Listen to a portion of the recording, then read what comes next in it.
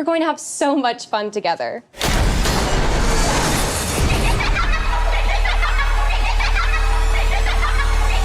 I would love to talk with you about the process of filming with these awesome practical animatronics. Well, it was a lot of hard work and it was so much fun. And those are the two things I'll say about it. But the real highlight was that because we were doing it practically, the actors were able to be interacting with these animatronics in real time. And we had a whole team of puppeteers getting them up on their feet and having them come to life. And that was an incredible addition to the talent pool that we had in this film. And it gave the animatronics so much detail, care, and attention every step of the way, which I think the devil is in the detail, and I think it really shows.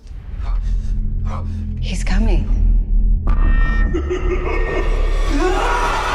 Did you assign any particular personalities, specific personalities, to each of the different animatronics? Coming out of the game lore, there are certain characteristics that each of the animatronics have.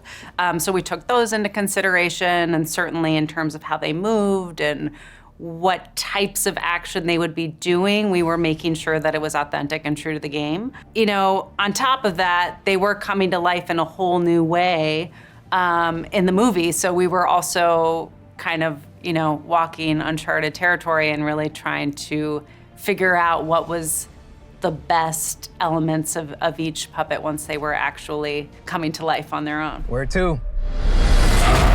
One of the things I'm curious about anytime we're talking about sort of practical movie monsters is any sort of technical difficulties that you had on set, and if you can remember any memorable instances of that happening. Oh yeah, well, there was one day where we were rolling and I heard someone quietly and calmly say, "Foxy's arm is on fire." And I looked over and one of the servos had been going for quite some time and it overheated, which happens sometimes. But this was actually the only time it happened on set. And it just started smoking and everyone calmly like walked away. We put it out and switched out the arm. But yeah, it was, they were live robotic elements at play, and you know, sometimes they only have a certain amount of time that they can operate without. Yeah. Nature takes its course That's sometimes. Right. That's right. Something, again, like we always love to see, and especially here, it's so important for these things to be in the room and to feel present.